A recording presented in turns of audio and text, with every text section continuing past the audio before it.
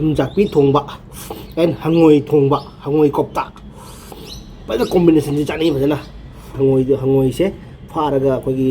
boil ꯇꯧꯔꯒ ꯀꯣꯞꯇꯥ ꯁꯦꯝꯃꯤꯅꯤꯀꯣ ꯁꯤ ꯍꯪꯉꯣꯏꯒꯤ ꯀꯣꯞꯇꯥ ꯑꯁꯤꯒꯅ ꯏꯔꯣꯝꯕ ꯑꯁꯤꯒ ꯌꯦꯔꯨꯝ ꯑꯁꯤꯒꯅ ꯀꯩꯅꯣ ꯑꯩꯈꯣꯏꯒꯤ ꯁꯄ꯭ꯔꯤꯡ ꯑꯣꯅꯤꯌꯟ ꯂꯩꯖꯔꯦ ꯑꯁꯤꯒꯅ ꯉꯥꯔꯤ ꯊꯣꯡꯕꯀꯣ ꯑꯩꯈꯣꯏ ꯊꯨꯝꯖꯥꯛꯄꯤ ꯉꯥꯔꯤ ꯊꯣꯡꯕꯅꯦꯕꯀꯣ ꯊꯨꯝꯖꯥꯛꯄꯤ ꯉꯥꯔꯤꯁꯦ ꯌꯥꯝ ꯄꯥꯝꯃꯤꯀꯣ ꯑꯗꯨꯅ ꯆꯥꯅꯤꯡꯉꯦꯅ ꯆꯥꯕꯅꯤꯀꯣ ꯑꯗꯣ ꯁꯤꯒ ꯂꯩꯖꯔꯦ ꯁꯄ꯭ꯔꯤꯡ ꯑꯣꯅꯤꯌꯟ ꯃꯌꯥꯝꯅ ꯆꯥꯕꯁꯦ ꯍꯧꯔꯒꯦ ꯃꯌꯥꯝꯅ ꯑꯩꯒꯤ ꯍꯪꯉꯣꯏꯒꯤ ꯀꯣꯞꯇꯥꯁꯦ ꯃꯌꯥꯝꯅ ꯆꯥꯗꯕ ꯂꯩꯔꯒꯁꯨ ꯆꯥꯕꯤꯌꯨ ꯍꯥꯎꯕꯅꯤ ꯌꯥꯝꯅ ꯑꯍꯥꯟꯕ ꯏꯔꯣꯝꯕꯗꯤ ꯍꯥꯟꯅ ꯅꯩꯒꯦꯀꯣ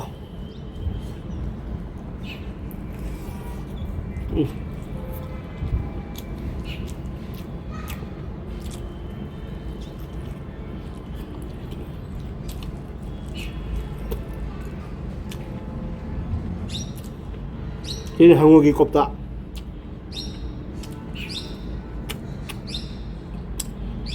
hao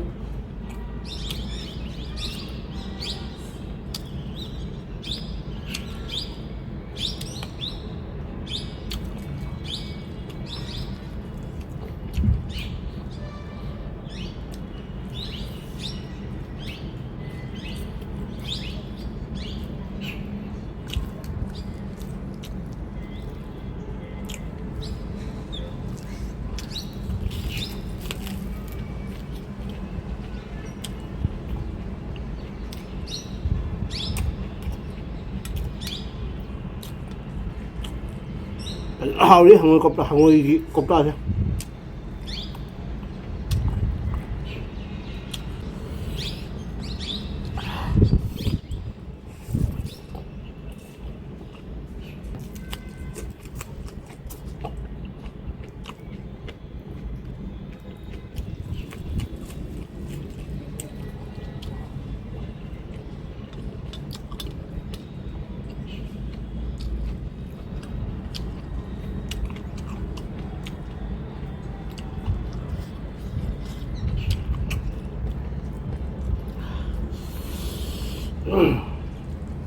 hao đấy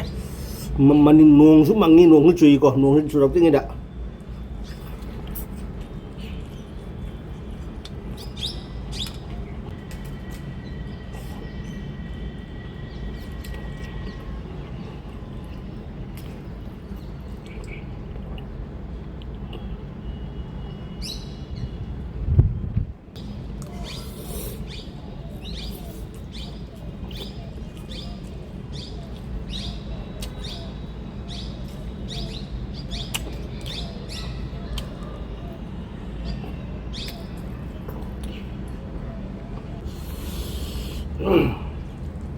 hao đấy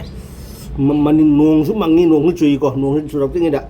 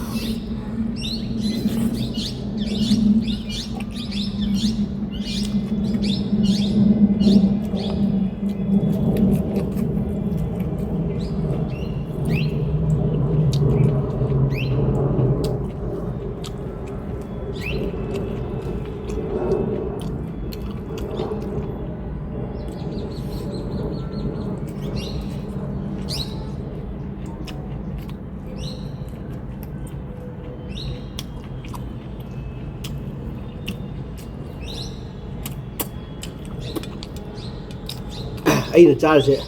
ꯑꯩꯈꯣꯏ ꯕꯤꯜꯗꯤꯡ ꯃꯊꯛꯇꯒꯤ ꯃꯤ ꯃꯌꯥꯝ ꯌꯦꯡꯅꯔꯦ ꯃꯤꯉꯩ ꯌꯦꯡ ꯂꯩꯔꯦ ꯃꯊꯛꯇꯒꯤ ꯑꯩꯅ ꯆꯥꯔꯒ ꯃꯊꯛꯇꯒꯤ ꯆꯦꯡꯊꯔꯤꯕꯀꯣ ꯑꯩꯈꯣꯏꯅ ꯐꯥꯔꯁ ꯐ꯭ꯂꯣꯔꯗꯅꯦ ꯑꯩꯈꯣꯏ ꯂꯩꯔꯤꯁꯤꯅ ꯕꯤꯜꯗꯤꯡ ꯃꯔꯤꯅꯦ ꯑꯩꯈꯣꯏꯁꯦ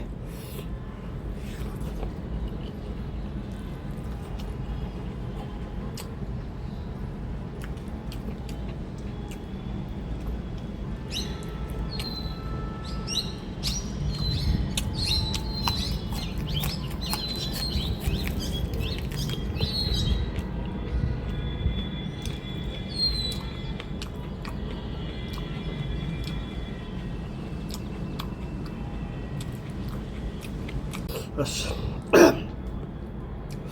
ꯊꯨꯝꯖꯥꯛꯄꯤ ꯊꯣꯡꯕ ꯑꯦꯟ ꯍꯪꯉꯣꯏ ꯊꯣꯡꯕ ꯍꯪꯉꯣꯏ ꯀꯣꯞꯇꯥ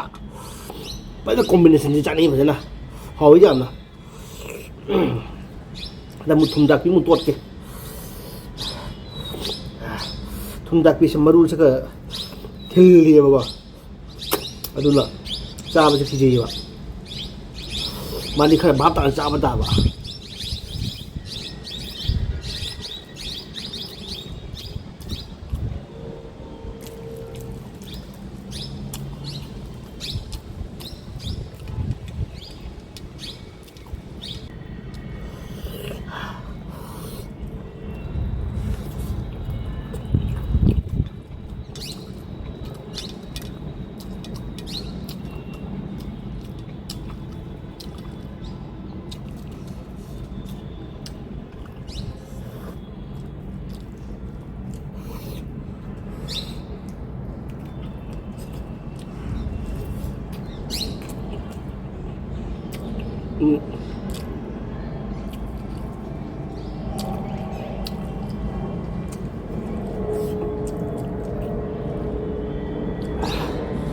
ꯆꯥꯛ ꯍꯨꯛꯄ ꯃꯇꯝꯗ ꯑꯩꯈꯣꯏꯒꯤ ꯇꯤꯜꯍꯧ ꯃꯅꯥ ꯊꯤꯡꯒꯠꯅ ꯂꯩꯕꯁꯦ ꯑꯁꯤ ꯐꯖꯅ ꯂꯧꯊꯣꯛꯑ ꯆꯥꯗ꯭ꯔꯗꯤ ꯌꯥꯗꯦꯀꯣ ꯍꯨꯛꯄꯗ ꯅꯥꯇꯣꯟ ꯃꯈꯨꯟꯗꯒ ꯆꯪꯈ꯭ꯔꯗꯦꯕ ꯁꯤ ꯃꯁꯦ ꯏꯔꯣꯝꯕ ꯇꯣꯠꯄ ꯃꯣꯔꯣꯛ ꯑꯁꯥꯕ ꯇꯣꯠꯄꯅꯤꯅꯀꯣ ꯍꯣꯔꯦꯟ ꯁꯥꯗꯣꯏꯗꯣ ꯃꯗꯨꯒꯤ ꯑꯋꯥꯕꯗꯣ ꯑꯩꯅ ꯈꯪꯉꯦꯕꯀꯣ ꯐꯪꯅꯕ ꯌꯥꯎꯔꯦꯕꯀꯣ ꯑꯗꯨꯅ ꯃꯌꯥꯝ ꯃꯨꯛꯕꯥꯡ ꯇꯧꯕꯗ ꯇꯤꯜꯍꯧ ꯇꯤꯜꯍꯧ ꯃꯅꯥ ꯀꯣꯠꯂ ꯆꯥꯕ ꯃꯇꯝꯗ ꯃꯨꯟꯅ ꯚꯥꯞ ꯇꯥꯅ ꯐꯖꯅ ꯀꯣꯟꯁꯤꯜꯂꯒ ꯁꯨꯞꯆꯜꯂꯒ ꯆꯥꯕꯤꯕ ꯅꯠꯇ꯭ꯔꯗꯤ ꯅꯥꯇꯣꯟ ꯃꯈꯨꯟꯗ ꯊꯤꯜꯂꯗꯦꯕ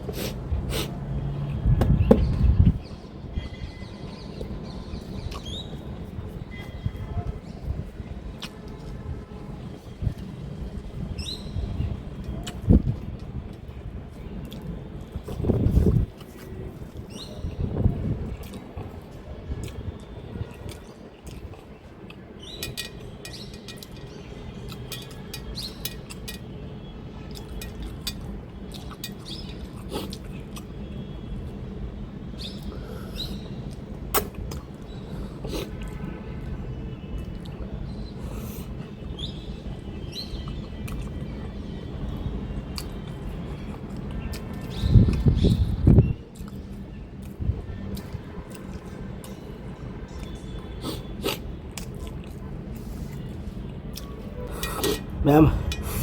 हंगोई थोंग से पीस मैं हंगोई की कोफ्ता से पीस मंगा कर दिले मैं चाब ngam दो मैम आई मुबांग से मतंग से लोजरगे थैंक यू सो मच मालंग बा नंग नागी आई मुबांग आई चैनल से बिजंग बिरगा एगोना रिक्वेस्ट तोबिरबे तमता हंगोई थोंगा चाबी रो ना हाइबदो अदो ngasi दे इन हंगोई थोंगा चाबी रे माना कुइरबा रिक्वेस्ट ने को माना अइना नौ नौ ना यूट्यूब हांगो तम माना रिक्वेस्ट तोबिरे को ने को अदुगी रिक्वेस्ट नि को अइना ngasi चाजबसे तो मैम हरो बिनु तो थैंक यू सो मच मालंग बा bro thank you so much मैं चाब से लोइबा ngam को हंगो खर देमे तो थैंक यू सो मच एगी चैनल से नुंगाबे तागदी मैम ने लाइक सब्सक्राइब एंड शेयर तो go the army kitchen king ना खुरम जरी तो थैंक यू सो मच जय हिंद